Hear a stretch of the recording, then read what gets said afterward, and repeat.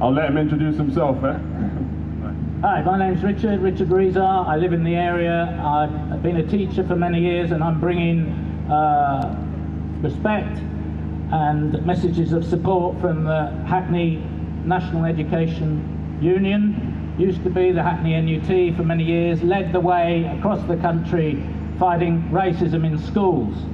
When Colin Roach, you heard about, died at Stoke Newington police station, we adopted a policy in the early 1980s of not allowing the police in school, except of course where they had to arrest someone, but they were coming in all the time on low-level operations of intelligence and doing things like teaching children how to ride a bike. Well, there was an office of the council who could do that. So they were subverting the education system, and we banned them coming into schools. More than half the schools in Hackney did not have the police in.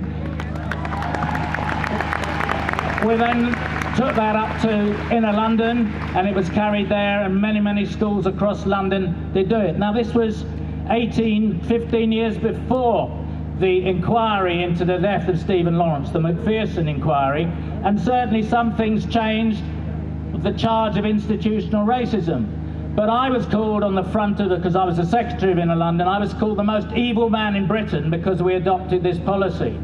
That shows the deep endemic racism that we are actually up against in this country. The government say we're all in it together, but we're not all in it together as regards challenging racism. After all, it was Michael Gove, who we see quite often as Secretary of State, who narrowed the curriculum and made it impossible to actually teach the real history and geography of imperialism and capitalism. It was Theresa May reacting to UKIP and other right-wing movements who brought in the policy which led to the Windrush scandal. That's in their court. This government, the same government, there's been no difference. It was before, in the school I used to teach in, which has been closed, and there's a story in that, but one of the reasons it was closed is because it had a very effective anti-racist policy. Hackney Downs School was the only one that was closed under Thatcher's government, and she spoke against that curriculum, a world curriculum, a curriculum that made children understand their background, slavery, imperialism, what had happened. That school was closed down by the Tories for that. So this is what you need to understand. The institutional racism is throughout the establishment. They got rich on it, they built their factories on it, they gained their power on it. And it will take more than an Equality Act to change it. What can we do? Wherever you work, when you get back to work, if you're not back yet, set up an anti-racist committee.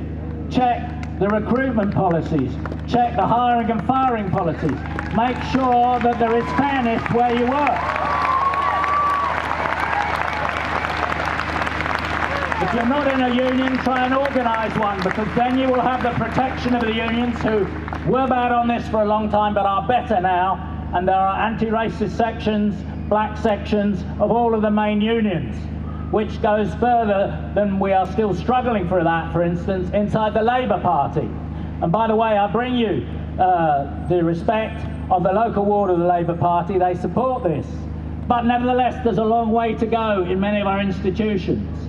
We need to reach a point where everyone will understand what oppression is. Yes, for black people, and when I mean black, I mean people from all over the empire, Asian. It doesn't matter. To me, black is a political label. It's about racism. It's not about the colour of your skin. Otherwise, you're being racist yourself. The government say we're all in it together. But we're not all in it together as regards challenging racism.